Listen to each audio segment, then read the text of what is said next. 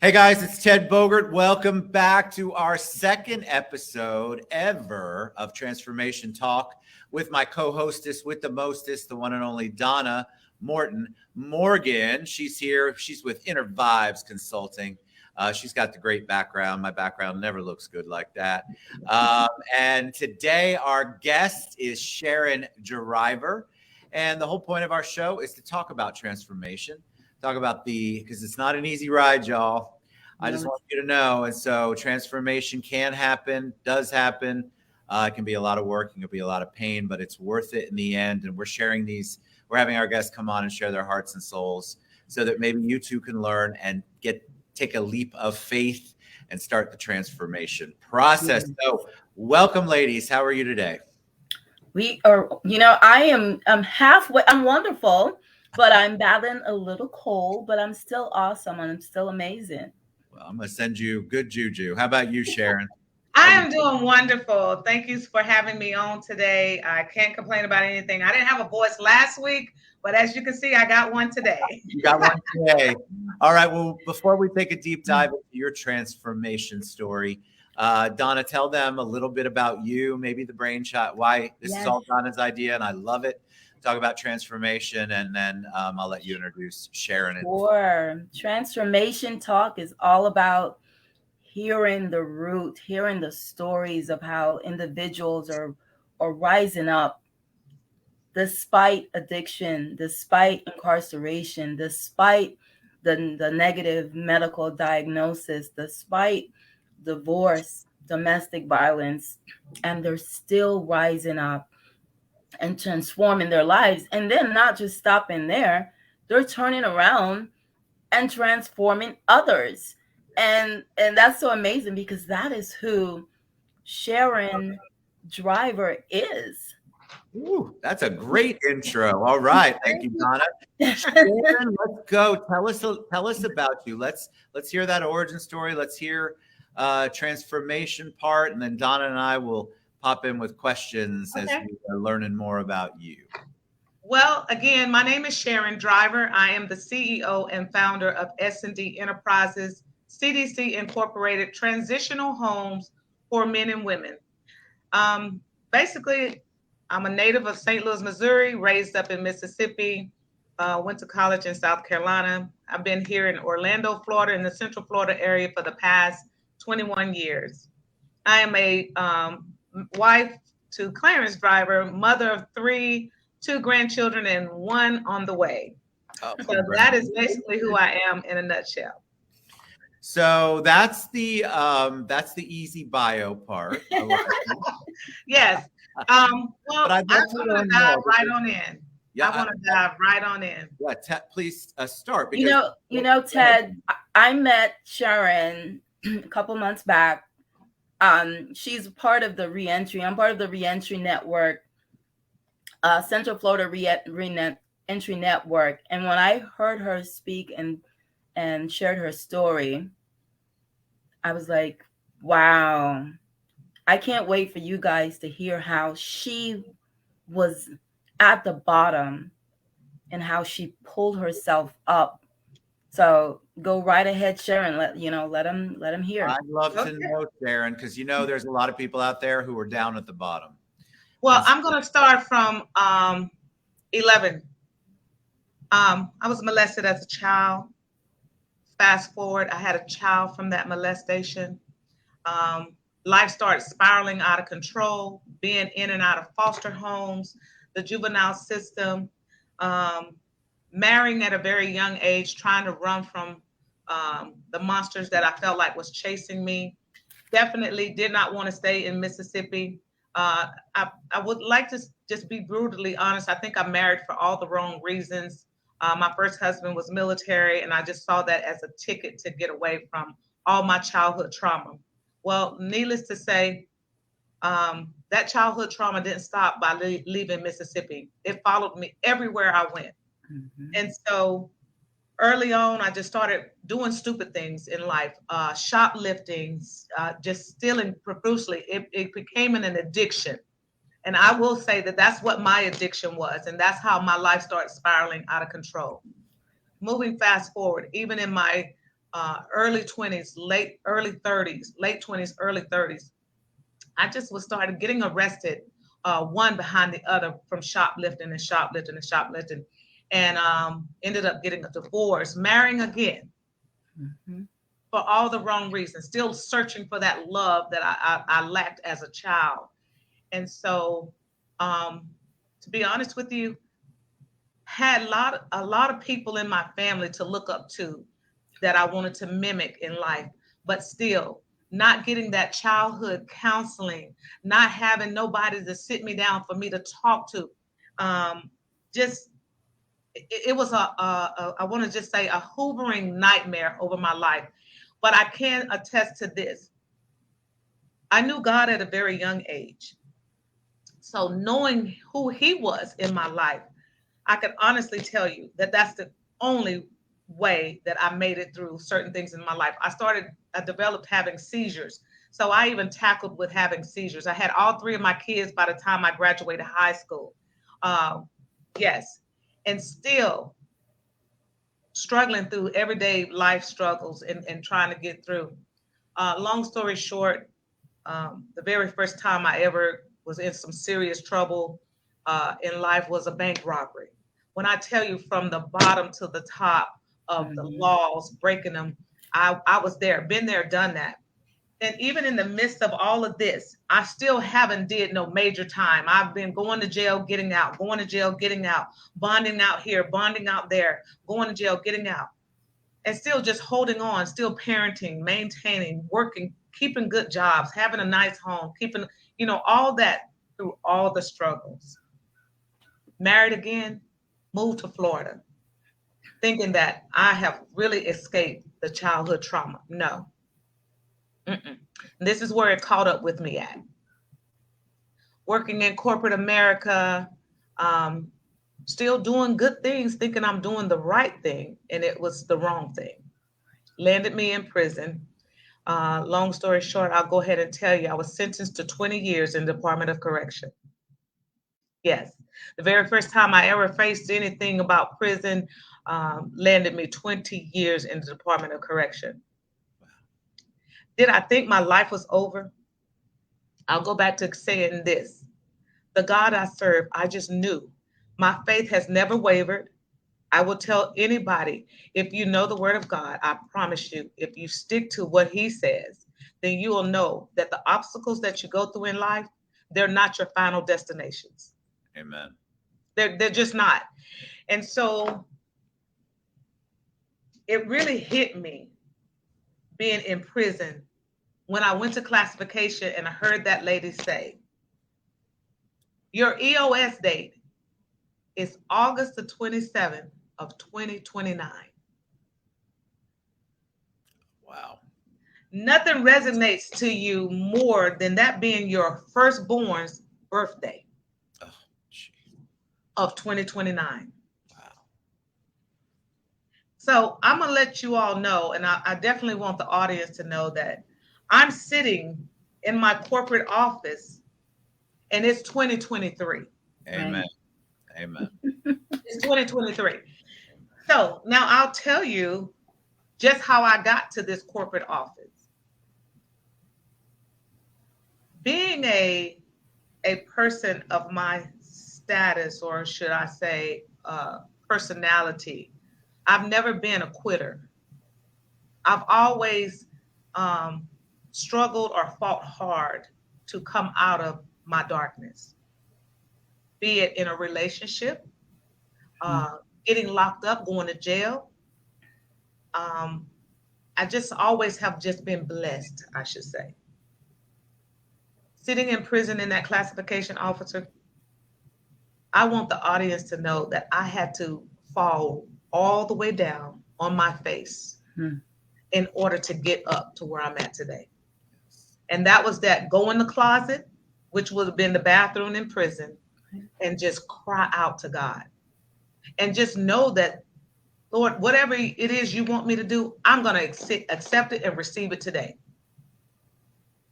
Lo and behold, that's all I had to do, is surrender myself over to my higher power. Was it And hard to do that? Was it like, absolutely. But in my mind,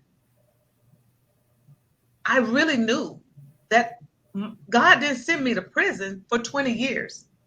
Now, yes, I might have needed to be disciplined and sat down, but I just knew not for 20 years. When I come to the grasp that EOS date said 2029, it hit me and it started coming to me. And then I started allowing him to order my steps and my words, to lead me and guide me. Come to me in my dream, started telling me, pay attention to what the judge said. Sit down, process that appeal. I wrote my own appeal. I gave back 15 years. Wow. Of a 20-year sentence. Amen. Yes.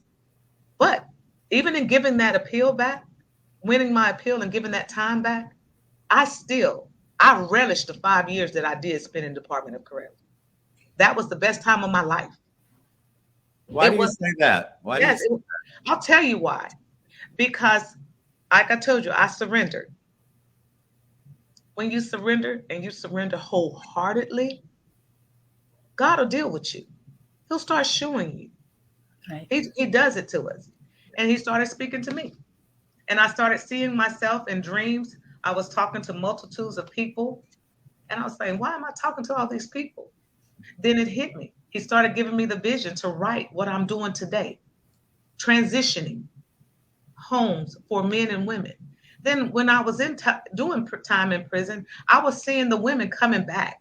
And I was asking them, what are you doing back? What's going on out there? And so many of the women were saying, there's no help out there. There's no help out there. And then the light bulb went off.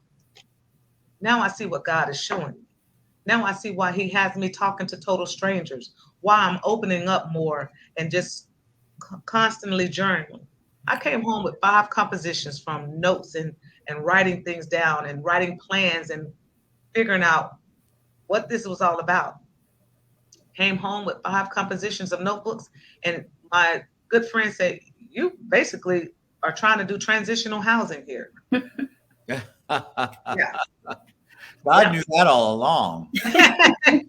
Well, I'm here to tell you, I came home and I hit the ground running. I stopped feeling sorry for myself. I stopped playing the pity party. I'll be the first to tell you, I didn't hold anybody accountable for what I did. I took ownership of what I did. I asked for the forgiveness of it. I forgave the man that molested me. I forgave anybody that did any wrong to me in my life. I had to drop the strongholds first off. Right. And once I did that, the doors started opening. Things started happening. And so when you're transforming, you got to transform with them the inside to the out. You can't think that you can get out of prison and just start walking into these jobs or going and ask for this or ask for that and thinking it's going to happen for you. No, you got to start with self. Self, what is it that I need to do for me? And that's what I did. I mean, I have so many questions. I'm in awe. Like, I want to applaud. It's amazing. I think the first thing that the first thing I thought of is we all talk about releasing and surrendering. Got to do it. And we do part of it, and then we don't do it all the way because we're not forced into a situation. A lot of us don't get to that point that you got to. I got to it. I'm going to tell you something about being in prison. You miss your mom, you miss your dads, you miss your grandparents, you miss your children. And me, I'm very family oriented. I come from a very close family, and when I say close family, my mother raised us very close. My mom had her children, but I was like the next person in line because she was a single parent. So a lot of my siblings cling to me and they looked up to me and still do to this day, sister, and they all call me Sister Cat. And so, but that meant something to me. And so dealing with self, I wanted to change to be the person that I knew that I could be. Amazing. So transitional, like, you think you want God to give you like, oh, you're going to be on the Hawaiian beach cocktails, right? That's the thing. So you have this other vision, this other plan he has for you. Talk about how you, when you got out, how you actually started that process, because what you do, and I want you to explain what you do, isn't an easy thing to get into or maintain or run. So give us a little background on that. Tell us what's up. Let me tell you, I will tell you this. The year that I went to prison, before I went to prison, I made 6-figure salary. I come home from prison and I took my very first job was $10 an hour. Mm. So that's a humbling experience. And that's why I say you got to start with self. And so as low as I had been in life was probably on my face in prison. So the little small steps that I started to take, I was willing to take anything other than sacrificing my body and my mind to the ways of the world. And so I took that job and I took it as humble as I could. And I was happy to take it too. Mm-hmm. Oh, you muted yourself, Sharon. Purpose in life. It gave me, like, I'm on my way back to being the woman that I was supposed to be. And so I took that job, went in, did the best that I could, and guess what? Proved myself. And I'll never forget being asked to come aboard to the company that I was working at through a temp agency at $10 an hour to then making $17 an hour. Amen. Well, our plan, you were following, you still were following Will. Yep. You were still listening to what he was saying. I was still listening. Yeah. And so I think it was the job for me that started giving me the signs that I needed, that God was ordering my steps. He was seeing if I was going to continue to be obedient. And I'll tell you now, along the way, I still tried to do things my way. Sure. And what did he do? Nature. We do. Yep. Sat me right back down. Right back. We all do. I'm let y'all know. I'm gonna tell you, hustling is in my genes because I know how to survive. Right. But being obedient and doing it God's way was not easy, because there were times that I didn't have no money and I knew how to go out there and get it. But you can best believe I thought about going back to prison, being locked up, disappointing my children again, my family, period. And so it just gave me that push. I'll never forget the day that I got my 501c3 in the mail. Prior to that, I had asked my boss for, I want to say, Easter off, and I was told no. And went home, and in the mailbox was my 501c3. I knew then what I needed to be doing. Yes. And I went to work the next day, and I had it in my hand, and I said, "You see, I told you," because it was my boss that said, "Yeah, I told him." It was my boss that told me that I was wasting my time, that I wouldn't be able to get it. I wasn't going to do it. You know, the devil finds ways to try to get that stuff into your head. Well, so tell me about transitional living, because I think there are people who might not understand what that is. And then tell us why it's important, because it changes lives. It can change lives. It really does. Well, I'll tell you, transitional living is something that I don't know if I could have ever done it if I had that to go to when I got out of prison. But it was been something that would have helped me along the way. Transitional living is where a lot of the men and women come to that don't have nowhere to go when they leave institutions, local, state, or federal side. But it's shared living, housing, where you're living with total strangers, sharing a room. My transition homes are equipped with 2 beds to a room. I provide everything you need in a house from the front door to the back door. Your brand new bed, your sheets, your blanket, your towels, the dishes, the silverware, the pots and pans, the towels, you name it, whatever you need, a microwave, a coffee pot, a toaster oven. It's equipped with the refrigerator, a family room with a TV, Wi-Fi, for computers, you just name it. That's S&D's transitional housing. And not all housing provide all those things, Right. but I wanted it a lot easier for people coming out. Now, let me let you know what you're up against if you don't have transitional housing. You're coming out, you don't have a job. We help with employment. You're coming out, you don't have clothes and shoes. We help with clothes and shoes. You're coming out, you don't have a cell phone. You don't have insurance. We help with those things. You come out, you don't have your ID, your social security card, your birth certificate. We help with those things. You come out, you don't have a job. And that's the biggest thing that we help with. Employment is very key and vital to transitioning.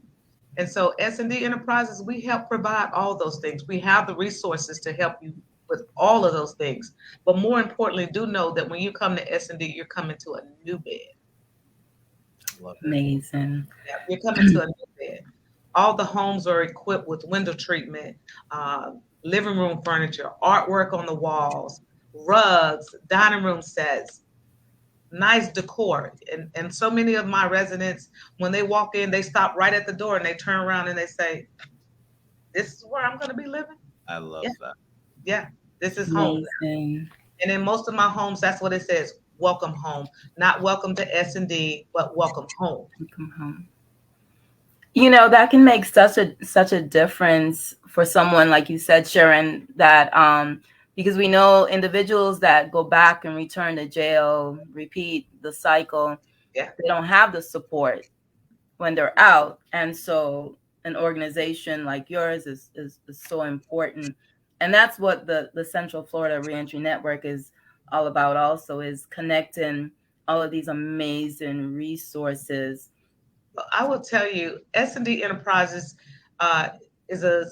we're a CDC, so we're a community development corporation, and we're a nonprofit organization, and we're dedicated to providing better quality of life for men and women that are returning citizens that are needing that second, third, or fourth chance. Our transitional housing reentry program I did this with one goal in mind, is to have people feeling good about who they are, restarting their lives over. Everybody is looked at very differently. We're ostracized, like we're never going to change. Oh, people are wasting their times. Well, no, you're not wasting your time. I'm not wasting my time. Nothing pleases me when somebody. I think Sharon. Sharon, Robert's life. Yes. Those things like that. So people, that pleases me, and allows me to sleep good at night, because like I said, it's dignified reentry. And I want the men and women, when they walk in my door, yes, I'm an ex-offender also. I don't want you to know you're not walking in here and somebody's judging you. Mm-hmm. And a lot of times in my experience, my master's degree is in healthcare administration with a focus in nonprofits. So I worked in the jail programs, the transitional living programs, the alcohol, drug abuse, and mental health programs. And so one of the things that was so wonderful about transitional living is that a lot of times when you come out, you're going back into the same situation you were in immediately, and that's why the recidivism rate is so high. Yes. Having transitional living gives them an opportunity to really reintegrate in and not be there in that, gain the strength, the employment, and all of that. I'll tell you, my homes are sober living homes. Now, let me go ahead and reiterate this, because so many people, when you're doing drugs and alcohol, or you are in your addiction, that's a self decision. That's an individual choice that you make to do that. And I've had men and women, I can tell you, I have put out of my homes because that's the choice that they choose. Okay. But this is sober living. And I will tell you that I am one stickler. I'm very disciplined. I'm very structured.